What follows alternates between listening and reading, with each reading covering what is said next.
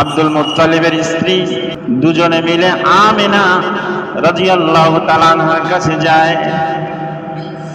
আমিনার কাছে গিয়ে জিজ্ঞেস করে, আমিনা, তুমি তো আমাদের গোত্রে বদনাম ছড়িয়ে দিয়েছ, বিধবা নারী সুঘ্রাণ মাখতে পারে না, এটা তো নিয়ম রীতিনীতিটা আমাদের, তুমি কেন সুঘ্রাণ মাখো?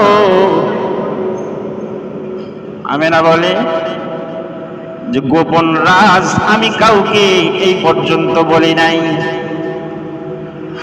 গোপন ভেদ আমি এই পর্যন্ত কারো কাছে বলি নাই, আজকে এই গোপন রহস্য, গোপন তথ্যটা আজকে বলতে আমি বাধ্য হলাম। সুঘ্রাণ তো আমার নয়, সুঘ্রাণ হচ্ছে আমার পেটের বাচ্চা।